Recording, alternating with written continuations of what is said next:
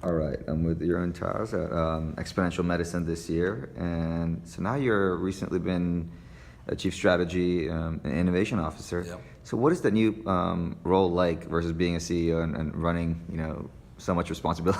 Well, I guess it's a new responsibility. The way we look at it, first we have become a pure health company. We used to be a conglomerate, and we basically say we're a health play. So we have consumer health and products and solutions that help people live their everyday life, and we have professional care, imaging, monitoring, and we're bringing that together.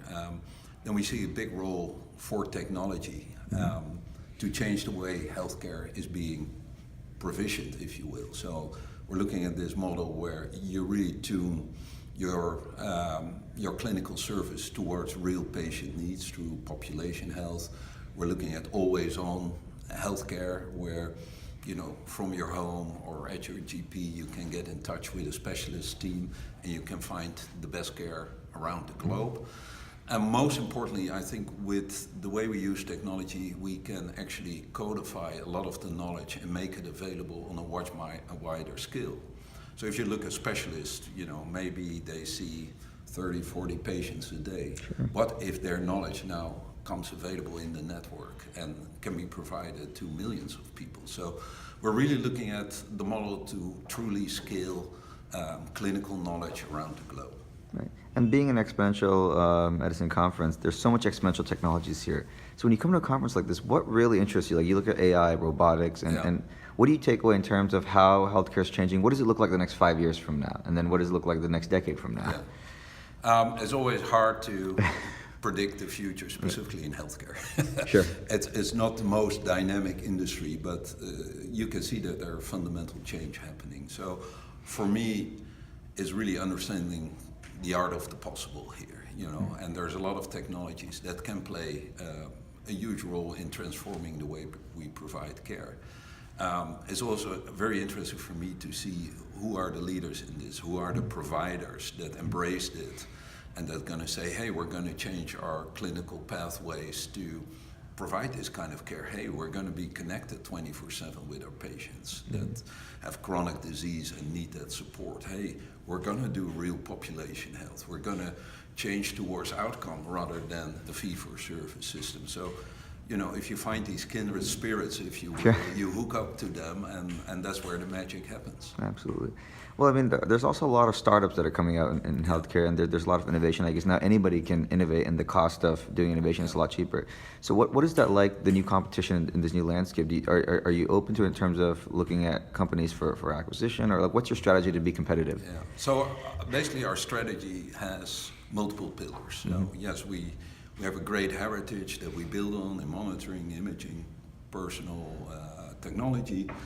But we're also seeing that there are a lot of great companies out there that come up with, I think, groundbreaking models. Now, what a lot of people don't have is that ability to bring it into the clinical processes, workflows.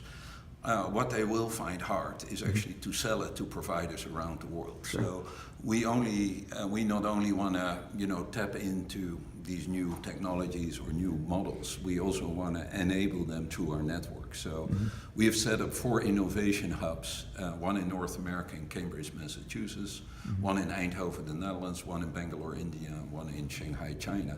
But they also act as true innovation hub with an ecosystem of startups, allowing good models to move from one region to the other. And we believe we can play a major role in enabling that ecosystem, which we already done in Eindhoven, the Netherlands, because we opened up, what used to be a factory to now a vibrant environment, a vibrant ecosystem where 200 startups participate in new innovation.